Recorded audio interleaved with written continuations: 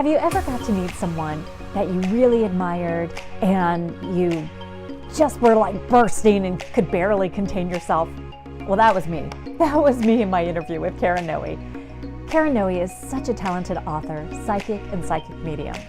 She is a loving, beautiful light that constantly asks, "How may I serve?" Well, recently when she asked, Wayne Dyer answered. This interview not only talks about Wayne Dyer's answering her question, "How may I serve?" but also Karen shares these amazing tidbits of wisdom, of inspiration, and she does it with so much beautiful love, light, and makes you feel like, gosh, this gal is so relatable, I can do it too. I think you're really in for a treat. Thank you so much for listening.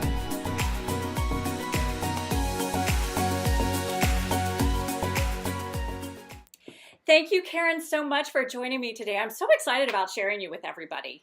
Thank you so much for having me on. You'll see I have got my little Post-it notes all over the place. It's such an incredible book, and it's one of those things where you can not only hear Wayne Dyer's voice coming through, and you can hear some of the other Ascended Masters like Jesus coming through, but what I really love is that I hear Karen coming through. And when I read your stuff, it's like, wow, I can do this. You make it so that you have a personal spin on things, and it's not that you're spinning in a disrespectful or uncomfortable way, but you make it so that any layman who's not considering themselves a psychic or a psychic medium or an author, and they can apply this. How did you get to be such a talented author? Well, I don't know. I always say, "How may I serve?" And now I'm learning to say, "How may I serve myself and others?" And when I do that, it's very easy to write. But I know that one of my major purposes here on earth is to teach people what I can do. It's not just to show, "Oh, look what Karen Noé can do." Right. You know, you can do this too. I like to empower people to do all of these things because I know they can do it. So. Absolutely. I love your constant message of love and peace and self-love, and that's something that I really attempt to communicate.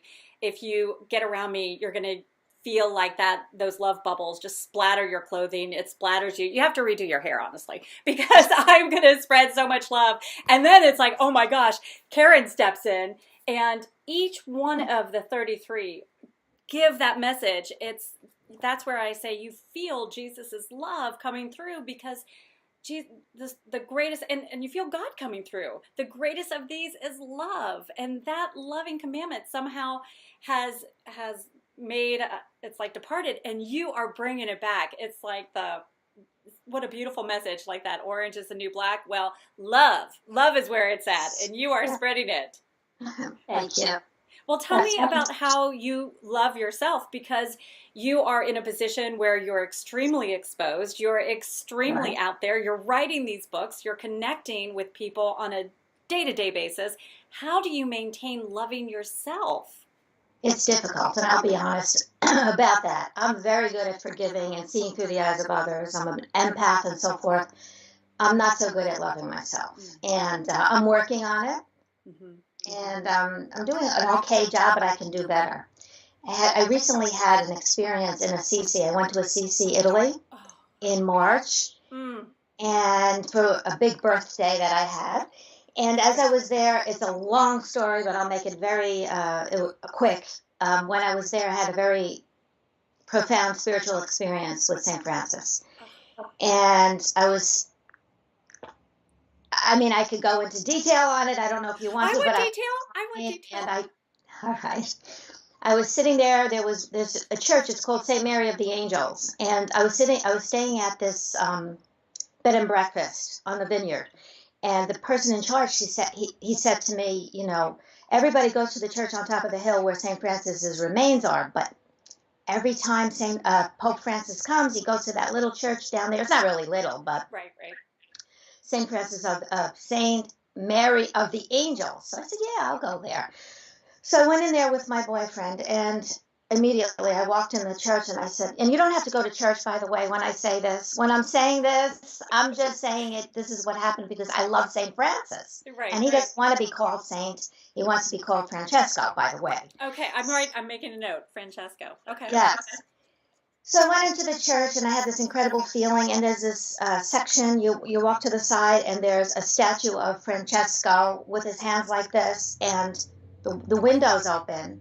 And the doves are flying in and out and making a nest in his hands, right? Now, this isn't what I wanted to talk about, but this was the beginning of it. The doves, flying in, and they could give us signs through the animals. They're able, our loved ones, ascended masters and so forth, they could come through a bird, a ladybug, a butterfly, or whatever, use their energy to let us know they're around us. So the bird flew in and looked at me like this, and I knew it was Francis, but there were tons of people there. And I said, we have to come back because I can't I was whispering to my boyfriend, there's Frank, and he knows, he's on the same page. But then here's the part. There was another section, we walked down the church, and my boyfriend, he says, on the, right here, it feels really good. Let's go to this aisle. So we walked down the aisle, and there was a nativity scene. Just a typical nativity scene, right? So I'm just talking to him about dinner. We're going to go out to dinner and so forth. And as I was talking to him, something overcame me that I can't even put into words. It won't do it justice. I just started to cry. I felt him, but I felt him I felt him with Mary, Joseph, Buddha, Muhammad, every one of them as one. And I just couldn't stop crying. I just couldn't stop crying. And it lasted a while. This is not even the sign I'm talking about. Make a long story short, the next day I went to the other big church on top of the hill, and his remains are there. And they had to kneel down in honor of Francis's remains. And as I'm sitting there, I hear him saying, why are you here? That's not me. I'm with you and I'm with everybody else. So I loved that. That's not the sign I'm talking about. But right after that experience, we went out to eat, and all of a sudden, my left eye, in front of my left eye, a crown of thorns was blocking my vision. Okay, like blocking my vision. And I didn't know what was happening. I knew it had something to do with that. I wasn't happy about it, I'll be honest. And I know Francis wanted he had the stigmata, and he loved the suffering of Christ. I said to him, I could do it in a different way. I could do it, I don't need to suffer. And I'm saying, I don't know what's happening, but it was blocking my vision. It was scary. And then eventually by the next day, my sight was gone. I just saw the crown of thorns, and that was it, in my left eye. When we went right from Assisi, we went to Venice, and we were on a train, and I'm on the train to Venice. I hope you're following it. I am. And as soon as I stepped off the train to Venice, I stepped onto Venice land. Yes. My vision was restored. So I didn't understand what was happening. I kept asking what was happening. I knew it had something to do with that. Mm-hmm. Long story short, I eventually went home, and my son was watching my pets, and I have many pets. And I told him about Rome and Venice, and I saved Assisi for last because I didn't want him to get scared, because now I had my sight back. And he knows everything about me, and, he's open to all of this. Right. But as I was telling him about the crown of thorns, he said, his mouth opened. He said, Mom, I was just reading the Course in Miracles. Now, I had been trying to get him to read the Course in Miracles for a long time. But he had started maybe a couple of weeks before. Mm-hmm. And he said, Mom, I put this post-it by this quote, and I didn't know why, but now I do. And this is the quote. It said, I'm going to start to cry. You still look with the body's eyes, and they could see but thorns. Yet you have asked for and received another sight. Those who accept the Holy Spirit's purpose as their own share also his vision. And what enables him to see his purpose shine forth from every altar now is yours as well as his. He sees no strangers, only dearly loved and loving friends. He sees no thorns, only lilies, gleaming in the gentle glow of peace that shines on everything he looks upon and loves. So I said, That's amazing, but that wasn't the sign. Okay? So here's the sign. 3 days later, I was scheduled to speak with Sage Dyer. As you know, the We Consciousness is all about like Wayne Dyer combining with the We Guides to form the We Consciousness, which talks about the interconnectivity of everyone and everything, which we could talk about if you want.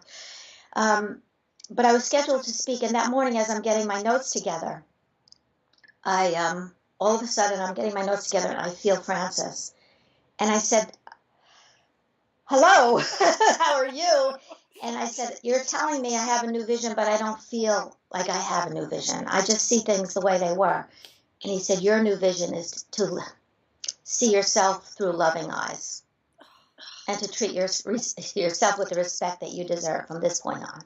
So that's what we were talking about before the call. Yes. And you were very right on.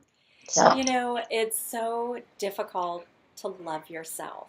yeah. And it seems the more pressure, the more negativity that is present, it seems that people are taking it personally and taking it to heart, and they may not even be realizing it.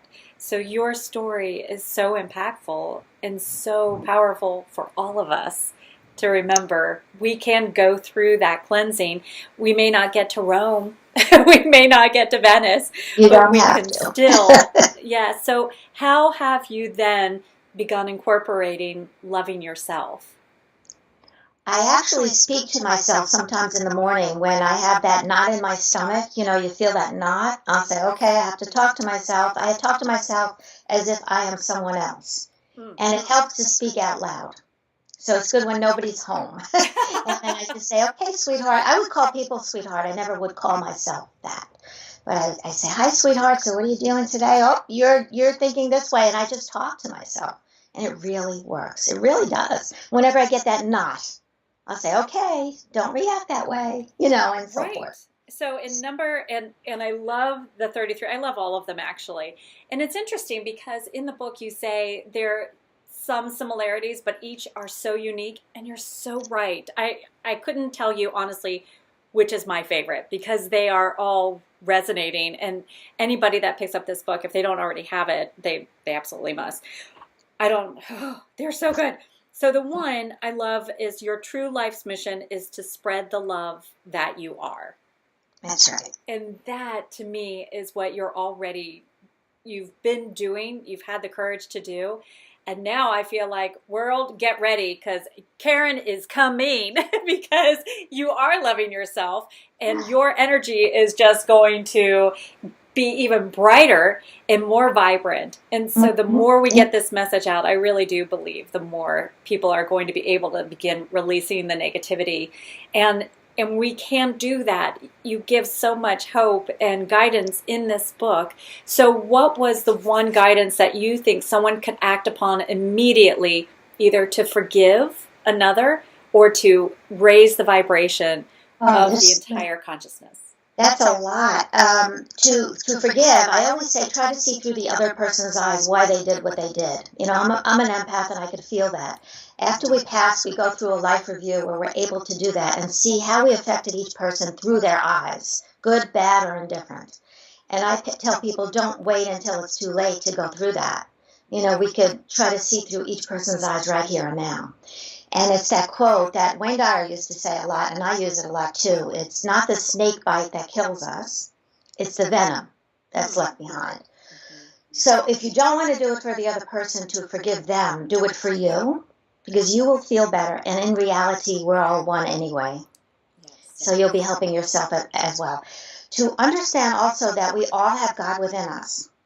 It's not just Karen Noé, not Buddha, Muhammad, Jesus.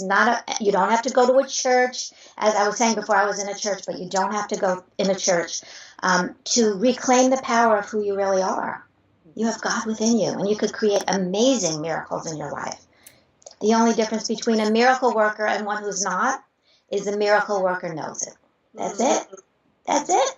That's so good and so helpful. I think you talk about just quieting the noise, being still, so that you can raise your vibration, so you can talk to angels. And what I love is, because I love your previous books as well, and I love that you incorporate angels in this book as well, because I feel like it's such a full manual.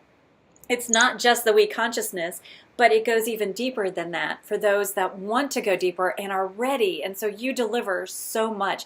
How did you stay energized and focused while you were writing this? Well, I love to go for walks daily with my dog in nature, and that always helps, and meditating. And I couldn't write every day. Some days I just couldn't do it. I had to connect to that. Now, who the we guys are, I was connecting with Wayne Dyer singularly. Is that a word? Singularly, with his family. And he has 8 children and a wife, and it was pretty regularly for the first 2 years. And but he decided that first year I was connecting with him, he told me he was going to join forces with a group consciousness called the We Guides, which incorporated St. Francis of Assisi and ascended masters and the angels as well. So in order to connect with them, I have to in order to connect with deceased loved ones, I have to raise my vibration to this point. And in order to connect with the angels and ascended masters, it's even more. So if I was going through a little bit of negativity or angry at something, it wasn't as easy to connect with them. So I had to raise my vibration to do that. And how did I do that? Sometimes just going on YouTube and finding babies laughing or puppies running around or something like that. And that does it for me. It doesn't do it for everybody, but it does it for me. I like that one. That one's simple, and I am a sucker for puppies, which brings us to one thing that you and I are both extremely passionate about, and that is the animal kingdom, the animals of this world. So incredible, so amazing. What are ways that we could help all the animals? So, because we know helping them will help all of us. So what are ways that you think that... Okay, I'm going to be strong. I'm usually not as strong, but this is my strong. I don't yell or anything like that.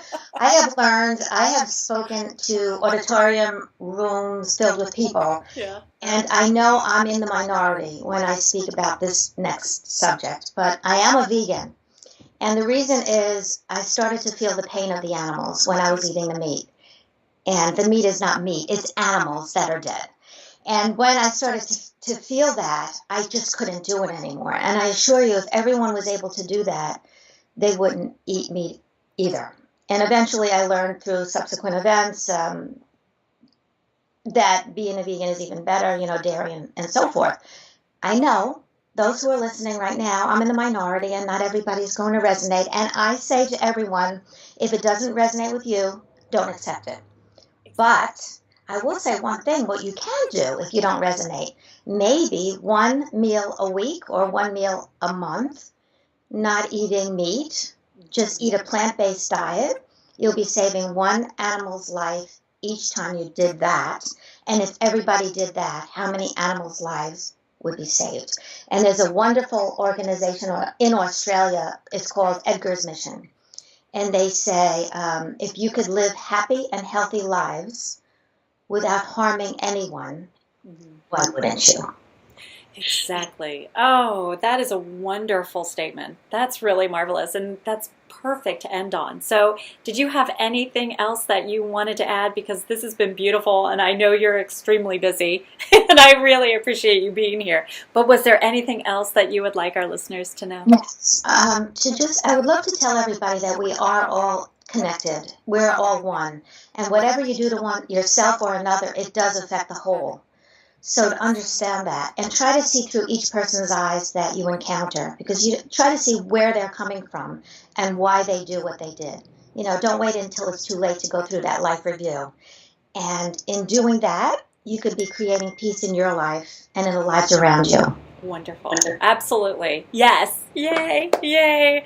Well, thank you so very much. And again, I will share your book everywhere. And I am so honored to have this time with you. So thank you so very, very much. Thank you very much. Mwah. Mwah. Wow, what was your favorite part? Karen is too amazing. I don't think I could choose just one. But didn't you love the story about St. Francis of Assisi, or Francesco as he likes to be called? There were so many signs, it was incredible.